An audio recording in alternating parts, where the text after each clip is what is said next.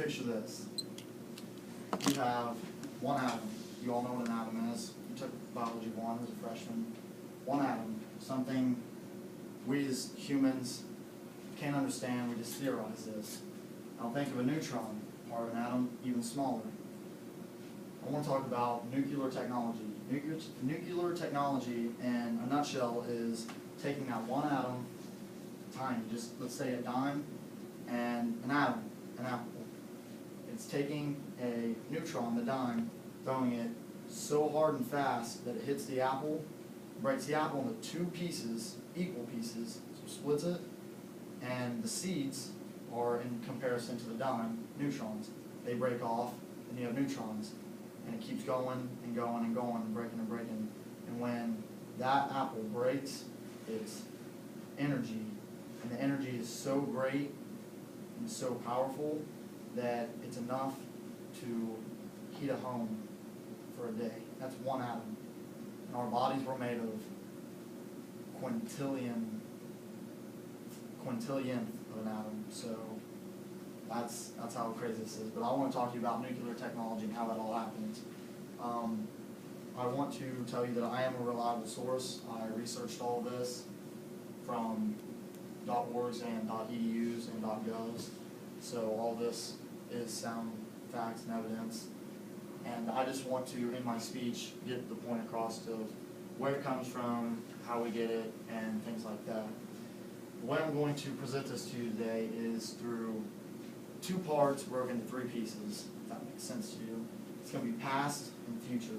The past is going to be broken down into two pieces: discovery and how we discovered it, and developing of what we did with it after we discovered it, developing it, what we did with it, and then the future at the end about what we're going to do with it now and in the future.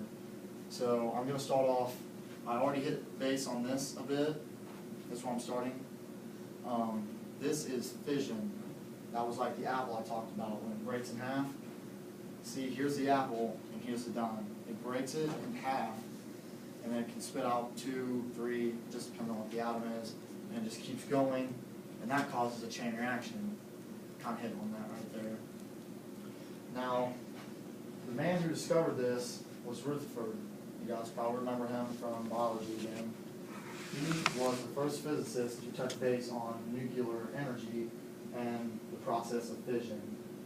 Later on, in about 1934 to 1938, 3 more guys come into play, and they started to back up Rutherford's facts and evidence. We have Enrico Fermi, Otto Hahn, I can't remember his name, but Otto Hahn, Enrico Fermi, and that guy. They took his evidence farther, and they were the 3 men behind the chain reaction I just talked about. And then later on, there was a conference in Washington, D.C., where Albert Einstein comes into play, and Bohr. I'm sure some of you guys know Bohr. But that came into play, and that's going to lead me into the development of what they did. So they've discovered this. They know about that mostly.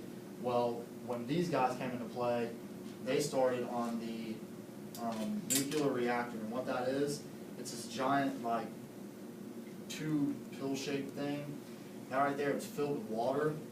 What they would do, instead of heating the water with coal or natural gas, which we have abundance of, had abundance of, they found out that the energy released off that was so great that I mentioned before, so they thought, well, why can't we just use that? That's a lot cleaner, a lot more inexpensive. There are some cons, like it's nuclear energy. You can't really just throw it away in a dump like you can trash, but it's a lot easier to use, and there's so much energy in 5 atoms than there would be 2 tons of coal. You know, and then we could use that coal and natural gas for something else. So what they did was they figured out to heat the water up and do all the things that they did with natural gas and coal in a more effective way than what they were doing. They used nuclear energy for harmful reasons too. I'm sure some of you have heard. Obviously the A-bomb on D-Day. Albert Einstein also helped with that. Took out Hiroshima. Not very good. It's controversial, but I'm just here to state the facts of nuclear technology and energy. And here's a, can't really see it very well, but here's a pie graph of today.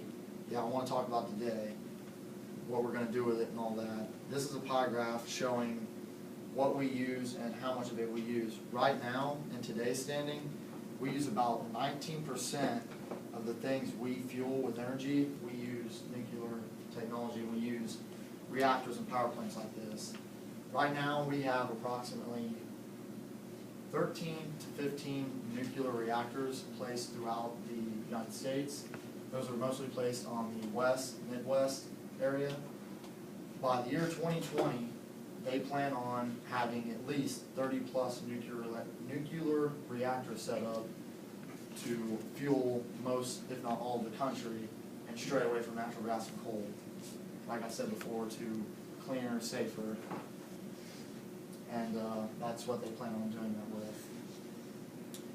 In conclusion, I just wanted to tell you to touch base and give you a little bit of knowledge that I found and enjoyed finding about how you can just take that small little being that we just theorize. It's just an idea. That's all it is. It's like a dream.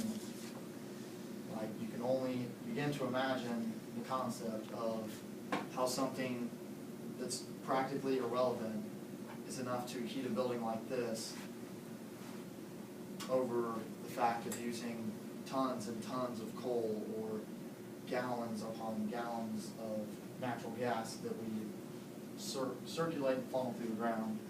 And hopefully you all learned something from this, and thank you.